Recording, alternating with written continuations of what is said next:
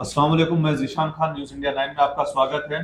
और आज हम शुरुआत कर रहे हैं तालीम को लेकर के। कहा जाता है कि हर दौर का एक हथियार होता है और इस दौर का हथियार है कलम, इल्म और तालीम। और जिस मज़हब की शुरुआत हुई, जो कुरान की पहली आयत नाजिल हुई थी, इकरा, जिस पर हुक्म दिया है कि ए नबी पढ़ो, और जिस कौम को पढ़ने का हुक्म दिया गया है, अफसोस के वो आज पढ़ाई में बहुत पीछे हैं। लेकिन आज हमारे पास कुछ ऐसे बच्चे भी हैं जिन्होंने तालीम के मैदान में झंडा गाड़ा है, जिन्होंने हमारे पास एक ऐसे सर मौजूद है जिनके अंडर में भी जो बच्चे ने पीएम किया परफॉर्मेंस मैनेजमेंट, उसने दुनिया में 8वां नंबर हासिल किया और इंडिया में उसने रैंक 3 हासिल किया है। जिसने 10th में 84% हासिल किए थे और 12th में 91% हासिल किए थे। तो कुछ ऐसे बच्चे भी मौजूद हैं जो अभी ये बच्चा कोर्स कर रहा है association of chartered certified accountant का। इसके बारे में हम सर से जानना चाहेंगे, उस बच्चे के बारे में, और उनका थॉट प्रोसेस क्या होता है जब वो पढ़ाई के लिए बैठते हैं। क्योंकि आज का जो दौर है वो शदीद दौर है, सोशल मीडिया का दौर है, और बहुत से डिस्ट्रैक्शंस मौजूद है, जैसे कि फेसबुक, यूट्यूब, ट्विटर, तमाम चीज़ें मौजूद है, जिससे बच्चे और बड़े दोनों भी बहुत ज़्यादा डिस्ट्रैक्शन के शिकार हो रहे हैं। तो हम सर से जानना चाहते हैं कि जो बच्चे कंटिन्यू परफॉर्मेंस पढ़ाई पर कंसिस्टेंट परफॉर्म कर रहे हैं, तो उनका माइंड सेट क्या होता है, उनका थॉट प्रोसेस क्या होता है, उनकी फैमिली बैकग्राउंड और उनके माँ बाप का क्या किरदार होता है इस चीज़ पर। तो हमारे साथ सफदर सर मौजूद है और हम उनसे जानना चाहेंगे कि सर इस बच्चे के बारे में बताएं जिसने अभी पीएम में 8 और 3rd रैंक हासिल किया है। सबसे पहले थैंक यू मुझे यहाँ पे इनवाइट करने के लिए। पहली चीज़ ये है कि बच्चे जो भी हों, मैं अरशान शेख जो जिसकी आप बात कर रहे हैं, जो वर्ल्ड रैंक 8 और ऑल इंडिया रैंक 3 लाया है ACCA जैसे पेपर में। अब ACCA क्या होता है, थोड़ा सा ब्रीफ कर देता हूँ मैं। ACCA ग्लोबल CA कहलाता है। जैसे हमारे इंडिया में चार्टर्ड अकाउंटेंट कोर्स है, वैसे ही ये association of chartered certified accountants है। ये वर्ल्ड के 180 कंट्रीज में रिकॉग्नाइज्ड है। आप कहीं भी जा करके आप जॉब ले सकते हैं, ऑडिटिंग, फाइनेंस, अकाउंटिंग और आपके रिलेटेड फील्ड्स में, टैक्स वगैरह में। अब यहाँ पे अरशान की बात करते हैं। अरशान से जुड़े हुए जो भी बच्चे दूसरे आते हैं इस क्लासरूम में, वो एक क्या प्रोसेस हम लोग लेकर के चलते हैं। पहली चीज़, बच्चा अगर यहाँ पे आया तो 11th-12th करके आता है जनरली। 12th के बाद ही बच्चे यहाँ पे ज्वाइन होते हैं या ग्रेजुएशन के बाद होते हैं। हमारे इंडिया और महाराष्ट्र में खासतौर से एजुकेशन का मेयार इतना ज़्यादा अच्छा नहीं है कि आपकी कॉन्सेप्चुअल अंडरस्टैंडिंग के ऊपर लेकर के जाएं। कॉमर्स खासतौर से सिर्फ फोकस्ड है सिर्फ और सिर्फ रट्टाफिकेशन पे। तो आप 11th-12th में अच्छे स्कोर कर ले, 90, 95 ले आए, 85 ले आए, जो भी स्कोर है, फिर भी हम लोग basic concepts of accounts and economics and finance पे हम लोग लेक्चर लेते हैं यहाँ पे। बच्चा एनरोल हुआ, 1 महीना लगभग हमारा इस पे लेक्चर होता है। जो कॉन्सेप्ट हमने पढ़ाया उस कॉन्सेप्ट के ऊपर टेस्ट होते हैं बाकायदा, और एक हमारा एप्लीकेशन है, उस एप्लीकेशन पे टेस्ट होता है। अब ये थॉट प्रोसेस पूरा हमारे एग्जाम से जुड़ रहा है ACCA के। क्यों? ACCA के एग्जाम कंप्यूटर बेस्ड एग्जाम होता है। कंप्यूटर बेस्ड एग्जाम होने की वजह से हम लोग इनको एप्लीकेशन पे ही एग्जाम लेते हैं। अगर मैं पेन पेपर पे एग्जाम लूँ तो इनकी हैबिट नहीं बनेगी, उस चीज़ से फेमिलियर नहीं हो पाएंगे, पहली चीज़। दूसरी सबसे इंपॉर्टेंट चीज़ कि जो टेस्ट लिया मैंने, उस टेस्ट में करेक्ट सेक्शन आपको दिखेगा। जब सबमिशन आप करोगे आपको रॉन्ग सेक्शन दिखेगा, और रॉन्ग सेक्शन और करेक्ट सेक्शन में आपको एक्सप्लेनेशन एडेड दिखेगा। कई बार बच्चे ABCD MCQ ज़्यादा है फर्स्ट लेवल पे, तो उसको टिक मार्क तो कर लेते हैं, सही हो भी गया, बट लॉजिक इतना क्लियर नहीं है, वो एक्सप्लेनेशन उनको वहीं पे क्लियर कर देता है। तो ये प्रोसेस हम लोग लेकर के चलते हैं, और वीकली टेस्ट हम लोग ACCA के पेपर्स को पढ़ाने टाइम लेते हैं। जनरली एक पेपर को कंप्लीट करने के लिए 2.5 से 3 महीना लगता है, अगर मैं एवरेज निकालूँ तो।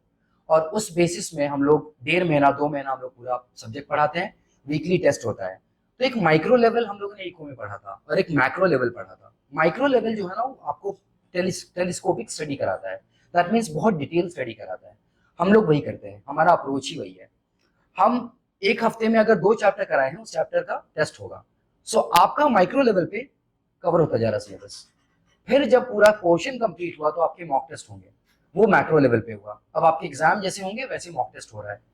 इस वजह से ये बार बार जो हम लोग टेस्ट ले रहे हैं या मॉक टेस्ट ले रहे हैं, ये हमें बहुत ज्यादा रीच करा रहा है बच्चों की गलती पता करने में और उस पर वर्क करने में। This is the only thing जो मुझे लगता है सबसे ज्यादा हेल्पफुल है। इसके अलावा जो जनरल है, बच्चे घर पे जाके बच्चों का रोल क्या है, जैसे मैं यहाँ पे कुछ कह रहा हूँ, मेरे पास 30 बच्चे हैं, तो उसमें 10 बच्चा हो सकता है मेरी बात सुनेगा, बाकी 20 बच्चे बात मेरी नहीं सुनेंगे।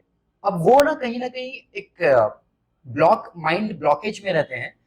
उनको ऐसा लगता है कि मैं पढ़ तो रहा हूँ, मैं सब कर रहा हूँ, लेकिन उनकी रियलिटी चेक होती है हमारे टेस्ट से। तो वो बच्चे भी धीरे धीरे 5वीं 6वीं वीक तक पहुंचते पहुंचते वर्क करना चालू कर देते हैं। एंड इसीलिए माशाल्लाह हमारे पास रिजल्ट जो है वो 95% रिजल्ट हम लोग अभी अचीव कर रहे हैं। ठीक है जी। अब इसमें पेरेंट्स का कितना किरदार होता है, क्योंकि जाहिर सी बात है आप तो सेकेंडरी आते हैं और कहा जाता है कि जो माँ बाप होते हैं वो फर्स्ट पहला होम फर्स्ट स्कूल जो होता है वो वही माँ बाप होता है। होते हैं, और वो किस तरीके से बच्चों पर ध्यान दे, क्योंकि जाहिर सी बात है जो डिस्ट्रक्शन का मैंने जिक्र किया वो कंटिन्यू मौजूद है बच्चों में भी, बुजुर्गों में, पेरेंट्स में भी। तो माँ का कितना बड़ा किरदार है, क्योंकि कहते हैं कि अगर बाप के पास इल्म है तो दहलीज तक है, बिल्कुल। लेकिन अगर माँ माँ के के पास पास है इल्म तो है तो नस्लों तक जाता नस्लों है। तक तो जाता है। इसमें आप, क्योंकि जाहिर इनके पेरेंट्स से मिले होंगे, इनकी मदर से भी इनके फादर से भी, तो दोनों के किरदार को आप किस तरीके से देखते हैं और कैसे एक्सप्लेन करते हैं? क्योंकि आपने सबसे पहले शुरुआत जब की तो आपने बोला कि हमारे कौम में आज जो एजुकेशन है वो बहुत कम होता जा रहा है, क्योंकि थॉट प्रोसेस बहुत अलग है।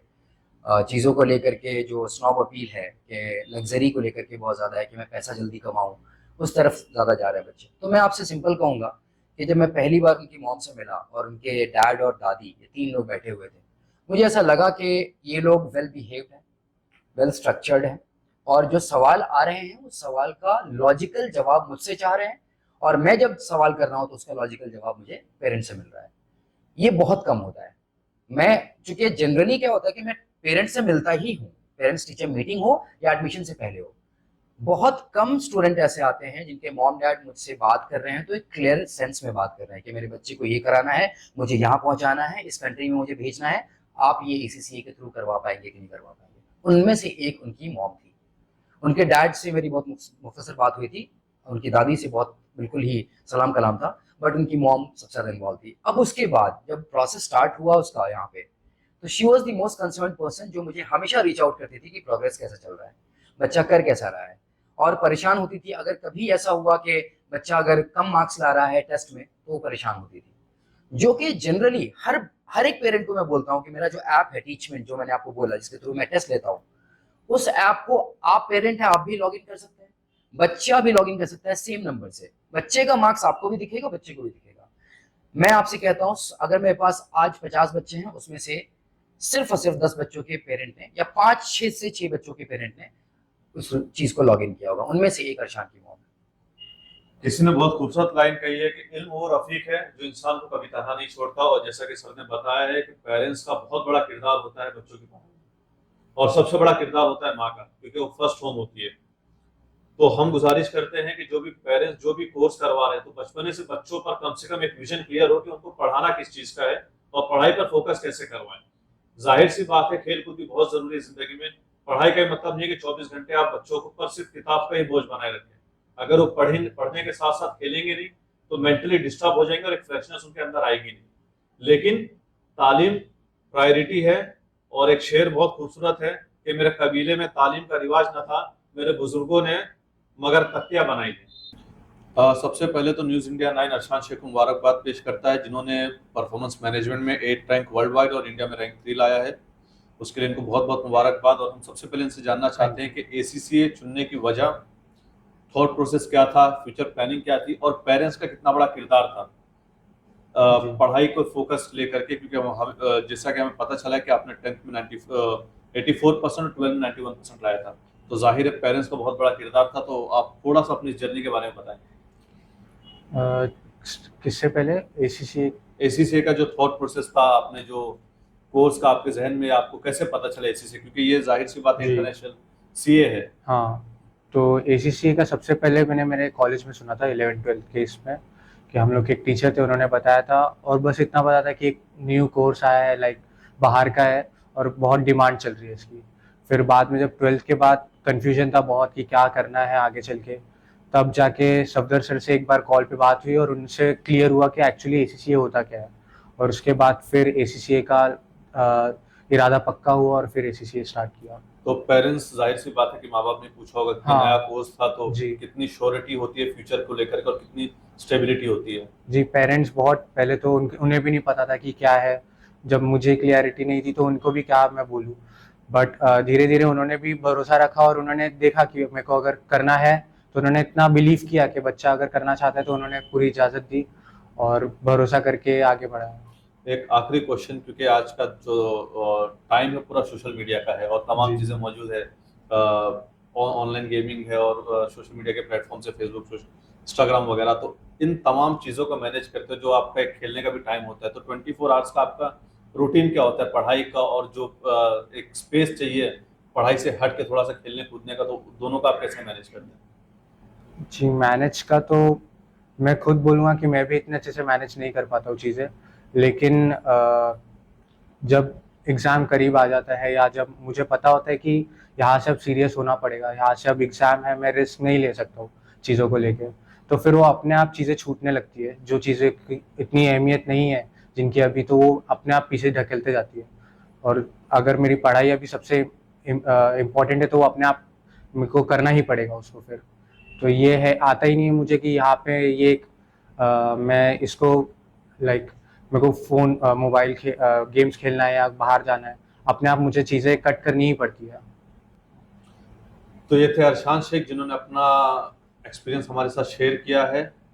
और एक खूबसूरत शेर मुझे याद आया है कि जब से चला हूँ मेरी मंजिल पर नजर है, इन आंखों ने मेरी मील का पत्थर नहीं देखा। तो जब बच्चा या कोई भी शख्स एक गोल तय करता है कि उसको वहां पहुंचना है, तो फिर उसका टारगेट वही होता है। फिर रास्ते मील के पत्थर क्या बताते हैं उसके लिए वो मायने नहीं रखता है। और जब भी कोई बच्चा बहुत अच्छे नंबर लाता है, तो सबसे पहले उसके पेरेंट्स को, उसके टीचर्स को, उसकी कौम को और उसके उस देश को उसके बच्चे पर नाज होता है। तो हमारा प्रोग्राम ये समाप्त होता है। कैमरामैन कलीम बेग के साथ जिशान खान को इजाजत दीजिए। जय हिंद, जय महाराष्ट्र।